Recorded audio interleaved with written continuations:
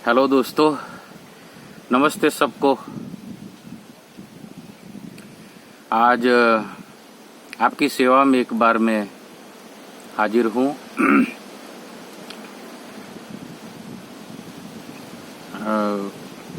मैंने कल तुलसीदास जी महाराज की जो 7-5 चौपाइयों की जो बात है कि जो 7-5 चौपाइयों को जीवन में उतारेगा, पूर्व में धारण करेगा, वो उसकी दारुण अविद्या और पंचजनित विकार है, वो रघुवीर हरेंगे, परमात्मा हर लेंगे। तो उसकी इन दिनों, ये लॉकडाउन के दिनों में आत्मचिंतन हो रहा है। जो ये चौपाइयाँ मुझे मेरे जीवन में बहुत उपयोगी हुई है, जो मैं उसके ऊपर जीने की कोशिश कर रहा हूँ, मुझे बहुत फायदा हुआ है। तो हमारा जो जीवन का ध्येय है प्रभु प्राप्ति, वो परम विश्राम पाना, जो हमारे अंदर ही है, हमारे हृदय में है, उसकी अनुभव करने के लिए जीवन साधना करनी है। और उसमें अलग अलग पद्धति होती है। और उसमें तुलसीदास जी महाराज ने रामचरितमानस में अपने ढंग से जो अपनी अनुभूति है वो बताई है, और वो उसी के राह पर मैं भी देख रहा हूँ। और मेरा बरसों का अनुभव है। और तो उसी सिलसिले में कल एक चौपाई हमने देखी थी और उसका गान करके मैंने छोड़ दिया था। वो चौपाई है, काहू न कोहू सुख दुख कर दाता, निजकृत कर्म भोग सब भ्राता। कोई किसी को सुख नहीं देता है और कोई किसी को दुख नहीं देता है, अपना कर्म का ही फल भोगता है। निज कृत कर्म भोग सब भ्राता, अपने कर्मों का ही फल भोगता है सब। ऐसा लक्ष्मण जी निषाद राज को बता रहे, वो बात कल हमने देखी थी। निषाद वो गृह राजा है, राम का सखा है। और वन गमन के टाइम पर राम और सीता लक्ष्मण जब जा रहे हैं, तब बीच में उसका गांव आता है। तो वहां रात्रि निवास के दरमियान राम सीता जब सो रहे हैं, तब निषाद राज को ऐसा विषाद होता है कि ये कैकेयी ने क्या कर दिया कि राम को ये दुख भोगना पड़ा। तब लक्ष्मण उसको बताता है कि काहू न काहू सुख दुख कर दाता, निजकृत कर्म भोग सब भ्राता। सब अपने अपने कर्मों को भोगते हैं और उसी कर्म के फल के अनुरूप ही सुख और दुख पाते हैं। कोई किसी को सुख नहीं देता है, कोई किसी को दुख नहीं देता है। ये बात देखी थी। और ये सनातन सत्य, ये हमारे जीवन में भी हम जब सोचे तो हमको भी यही अनुभव होता है कि हमारा कर्म का ही फल हम भोगते हैं। हम नाहक किसी को दोष देते हैं कि उसने हमको दुख दिया, उसने हमको सुख दिया। कोई हमको सुखी भी नहीं कर सकता, कोई हमको दुखी भी नहीं कर सकता। अपने ही कर्म का फल हम भोगते हैं। लेकिन इतनी सी कबूलात हम नहीं कर पाते। ज्यादातर 99% लोग, 99% लोग दूसरों पर ही आरोप लगाते हैं। काल ही कर्म ही ईश्वर ही मिथ्या दोष लगा वही, ऐसा तुलसीदास बोले हैं। कि ऐसे लोग क्या करते हैं, काल को दोष देते हैं कि समय ऐसा है, समय खराब है, और कर्म को दोष देते हैं, कर्म ऐसे हो गए हैं, ये कलयुग है। कर्म ही और ईश्वर ही दोष लगा वही, परमात्मा को भी दोष लगाते हैं।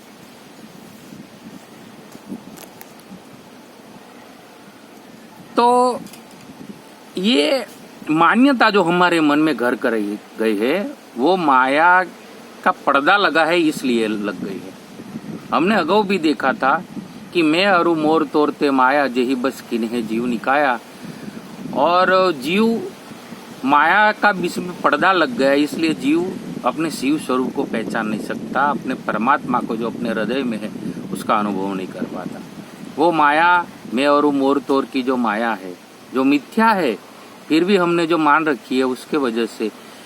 तो यहाँ कर्म का जो सिद्धांत है, लॉ ऑफ कर्मा, एकदम सटीक है। पूरी दुनिया में, पूरे ब्रह्मांड में, पूरे यूनिवर्स में कर्म का सिद्धांत लागू पड़ा है। कार्यकरण का सिद्धांत बोलते हैं उसको। तो वो हमको, जब हमारी समझ में ये बात आ जाती है कि मैं किसी को मिथ्या दोष ना लगाऊं, मेरे दुख का कारण मैं ही हूं और मेरे सुख का कारण मैं ही हूं, तो मुझे मेरे सुख, आत्म सुख पाने के लिए, मेरा सुख, अपना सुख, निजी सुख पाने के लिए मुझे ऐसे कर्म करने चाहिए।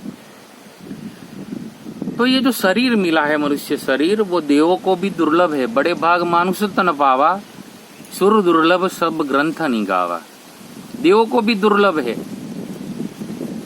देवता लोग क्या है कि जब मनुष्य अच्छे कर्म करते हैं तो स्वर्ग में जाता है, ऐसा बोलते हैं। तो स्वर्ग में जाता है तो वो देव हो जाता है। और देव क्या होता है कि वहां वो अपने कर्म को के फल को भोगता है, अच्छे कर्म को।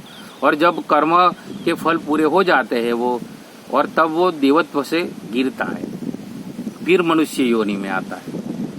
और जो बुरे कर्म करते हैं तो बाद में पशु पक्षी और नीच योनि में जाता है। मनुष्य बीच में है, मनुष्य योनि बीच में है, ऊपर देव योनि है और हमारे नीच में पशु पक्षी की योनि है। तो हमारे कर्म का ही आधार है।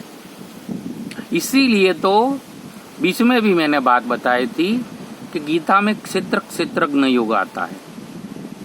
ये शरीर क्षेत्र है, ये शरीर खेत है, और उसी खेत में हम जो आत्मा है, मैं जो आत्मा हूं, तुम जो आत्मा हो, वो खेडूत है, वो कृषिकार है। और वो अपने इस खेत में जैसा बोता है ऐसा फल पाता है।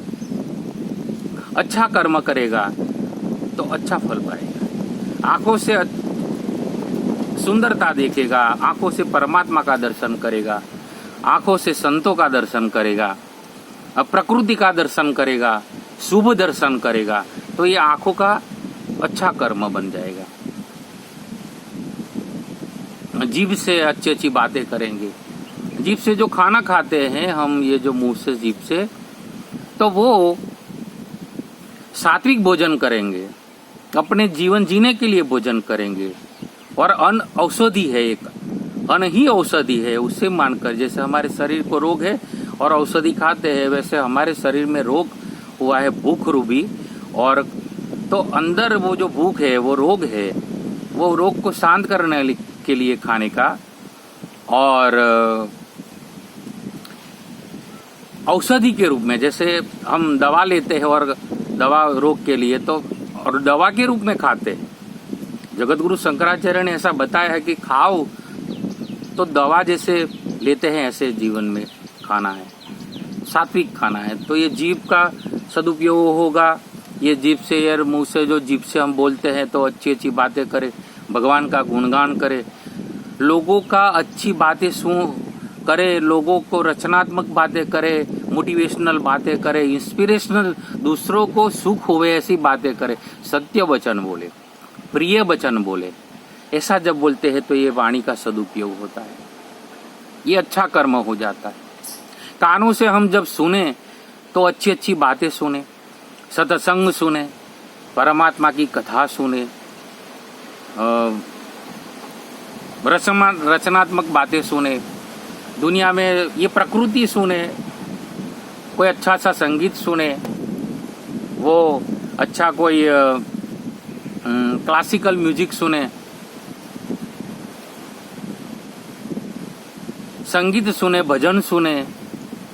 तो ऐसा कानों से सुनते हैं जब, अच्छा, तो कानों का सदुपयोग हो जाता है।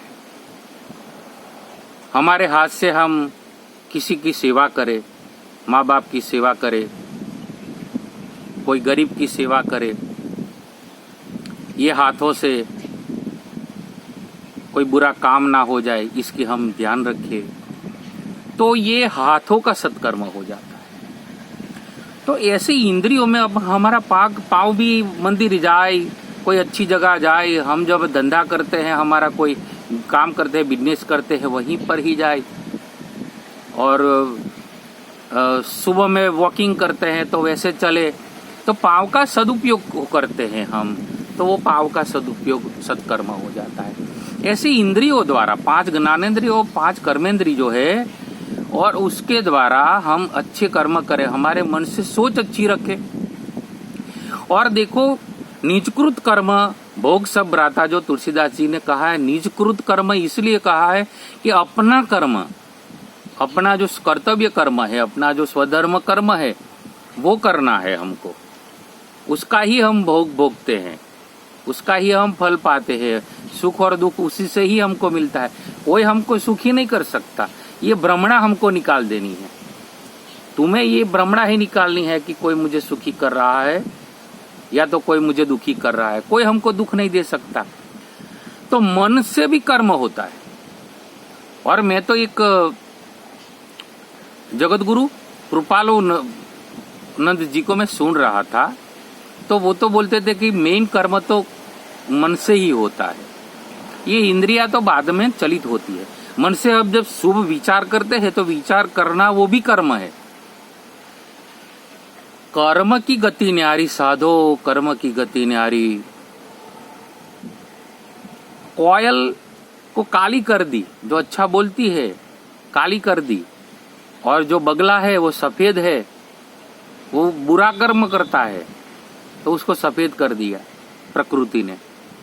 तो कर्म की गति बहुत न्यारी है, क्योंकि कर्म मन से भी होता है, और मन से जो कर्म होता है, विचारों द्वारा कर्म की एक प्रक्रिया शुरू हो जाती है। क्योंकि ऐसा कहा जाता है, thought is another name of faith. हमारा विचार ही हमारा भविष्य निर्माण करता है। मैंने स्वामी रामतीर्थ की एक बुक पढ़ी थी, बादशाह राम स्वामी रामतीर्थ, तो वो तो बिल्कुल सटीक वो बता रहे हैं कि तुम्हारा विचार जो है वो ही तुम्हारा भविष्य है, वो ही तुम्हारा नसीब है। हम नसीब को भी माथा फोड़ करते हैं कि मेरा नसीब खराब है, मेरा क्या होगा। तुम तुम्हारे विचार बदल दो, तुम तुम्हारे विचार की सोच है, उसकी जो दिशा है वो बदल दो। नकारात्मक जो विचार करते हैं, नेगेटिव विचार, उसको पॉजिटिव विचार कर दो, अच्छे विचार करना शुरू कर दो। तो अच्छे विचार जब हम करते हैं तो हमारा भविष्य भी, हमारा नसीब अच्छा हो जाता है। और उसकी शुरुआत आज से, अभी से करनी है। तो मन, वचन और कर्म तीनों के एक कॉम्बिनेशन से एक कर्म की उत्पत्ति होती है। उसी कर्म का फल, उसको हमारा नसीब हम बोलते हैं। बाकी कोई राशि मिलाने से कि राशि होती है तो उसका फल भोगते हैं, तो राशि का तो कोई ऐसा है ही नहीं, क्योंकि राम और रावण की राशि एक थी ना। राम और रावण की राशि एक ही थी। तो राम का कर्म ऐसा हुआ कि राम में रामत्व अपने कर्म से पैदा किया राम ने, और रावण ने रावणत्व अपने कर्म से पैदा किया, अपने अभिमान से, अपने खराब कर्मों से। ऐसा रावण ने अपना नसीब पैदा किया। तो राशि से भी नहीं होता है। जो पेपर में राशि आती है हर रोज और बोलते हैं कि आज तुम्हारा दिन ऐसे जाएगा, ये राशि वाले का ऐसे जाएगा। मेरी वृषभ राशि है, तो वृषभ राशि में सुबह बोल दे के दिन में तुम्हारा झगड़ा होगा, तुम्हारा एक्सीडेंट होगा, तो कितने लोग मेरी राशि वाले होंगे। तो ये मिथ्या बातें हैं, उसमें 1-2% ही बात है, ज्यादा उसमें तथ्य नहीं है। सवाल क्या है? सवाल हमारी सोच का सवाल है। ये रामचरितमानस क्या है, ये शास्त्र क्या है, संत क्या हमको देते हैं, विचार देते हैं। जो मंत्र देते हैं गुरु शिष्य को मंत्र देते हैं, वो क्या है? वो गुप्त मंत्र ना करते हैं, कान फूंकते हैं, कान में बात कर देते हैं। दो बैठे हैं तो बोलते हैं कि ये मंत्र। तो मंत्र क्या है? मंत्र यानी विचार, मंत्र यानी मंत्रणा, गुप्त मंत्रणा। और ये एक मंत्र मिलता है। इसका मतलब ये है कि तुमको एक सोच मिल जाती है पॉजिटिव। बस उसी सोच में, उसी पॉजिटिव सोच में, उसी रचनात्मक सोच जो तुमको मिली है, जो विचार मिला है, उसके ऊपर पूरा जीवन लगा दो। तो आगे चल के स्टेप बाय स्टेप, दिन ब दिन हमारा बाद में जो हमारा जो जीवन का जो नसीब है, वो नसीब खुलता चलेगा, अच्छा नसीब बनेगा। जब हम गुड थॉट करते हैं, अच्छे विचार करते हैं, तो हमारा नसीब अच्छा होता है, और अच्छा नसीब होता है तो सुख मिलता है। खराब नसीब बनता है तो दुख मिलता है। तो हमको हमारा नसीब अच्छा बनाना है तो हमारी सोच अच्छी करनी है, और मन, वचन और कर्म, जो एक कर्म की हमने अभी जो बात की है मैंने, तो वो कर्म भी हमें ऐसे करते चलने हैं। हमारा मन का विचार भी अच्छा सदविचार करना है, और हमारे मुख से भी वो सदवाणी बोलनी है, सत्य वचन बोलने हैं, वो प्रिय वचन बोलने हैं, और दूसरों को दुख ना लगे ऐसे वचन बोलने हैं। संवाद करना है, किसी के साथ विवाद नहीं करना है। तो ऐसे जब हमारे कर्म होते हैं, तब हमको हमारे जीवन में बाद में वो जिसको परम सुख बोलते हैं, वो सुख मिलता है। और सुख आता है, सुख और दुख तो एक दूसरे का जुड़ा हुआ है। सुख और दुख की तो यहाँ बात ही नहीं है। बात है यहाँ हमारे आनंद पाने की, हमको शांति पानी है, हमारे हृदय में पड़े हुए वो परमात्मा तत्व को हमको जगाना है, प्रकट करना है। तो तुलसीदास जी महाराज ने यहाँ ये बात बताई है, लक्ष्मण के मुख से ये बात की है कि कहू न कहू सुख दुख कर दाता, निजकृत कर्म भोग सब भ्राता। अपने अपने कर्म सब भोगते हैं और उसका फल पाते हैं। और यही बात भगवान श्री कृष्ण ने अर्जुन को कही है, कर्मण्येव अधिकारस्ते मां फलेषु कदाचन। तेरा कर्म में अधिकार है अर्जुन, फल में अधिकार नहीं है।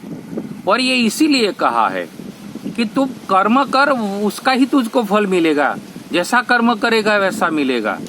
तेरा कर्म में अधिकार नहीं है। हमारा कर्म में यदि अधिकार होता तो हम बुरे कर्म करते हो और अच्छे फल पाते। भगवान ने वो फल अपने पास रखा है कि तू कर, जैसा कर्म कर ऐसा ही तुझको मैं फल दूंगा। कर्मण्येव अधिकारस्ते मां फलेषु कदाचन।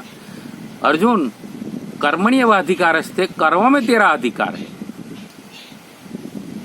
फल में अधिकार नहीं है। इसका मतलब ये हुआ, क्योंकि फल का अधिकार हमारे पास यदि आ जाता है तो हम तो बुरे कर्म करेंगे और अच्छा फल पाना चाहेंगे। तो कैसे होगा? क्योंकि फल का अधिकार जो हमारे पास होता तो हम तो अच्छा ही फल पाने चाहेंगे ना, वो हमारे हाथ में नहीं है।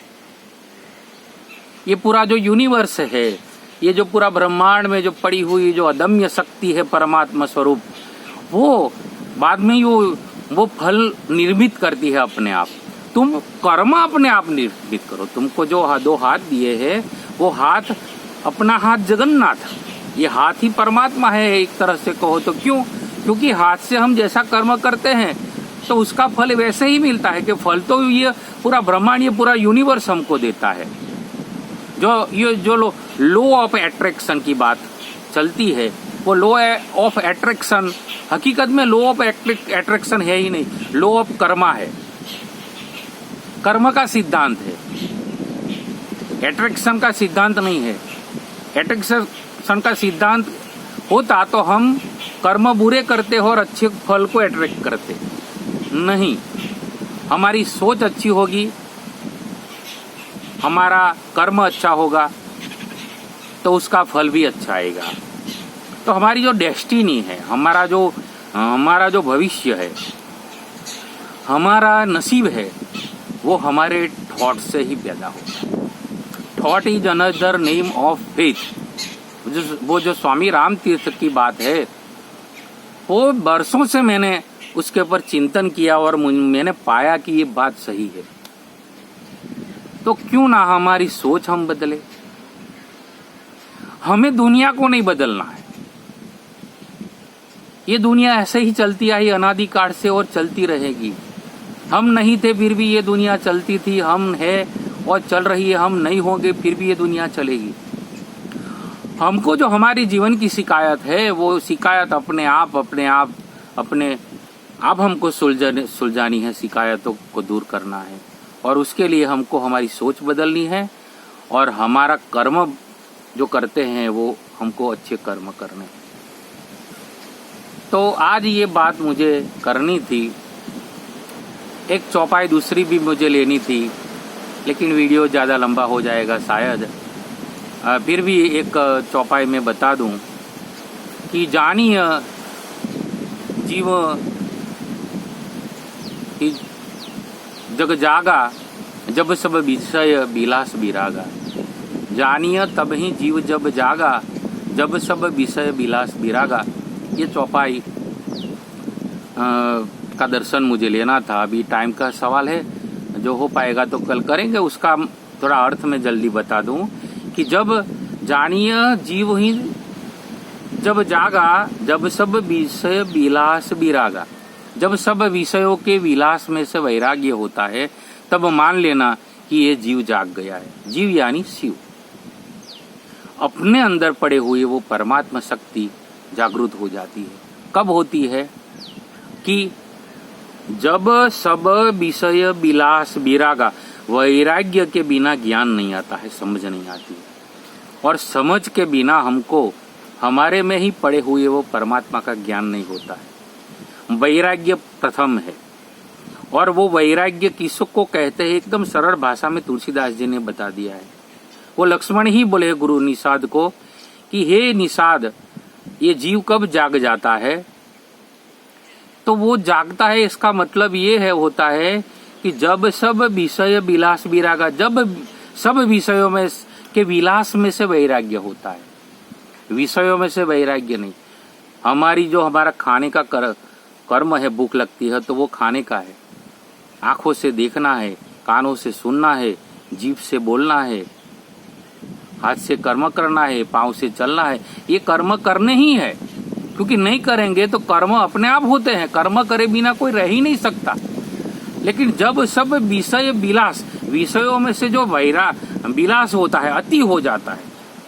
हम ना देखने का देखते हैं, ना बोलने का बोलते हैं, ना सुनने का सुनते हैं, जहां नहीं जाना है वहां जाते हैं, जो नहीं करना है हाथों से वो करते हैं।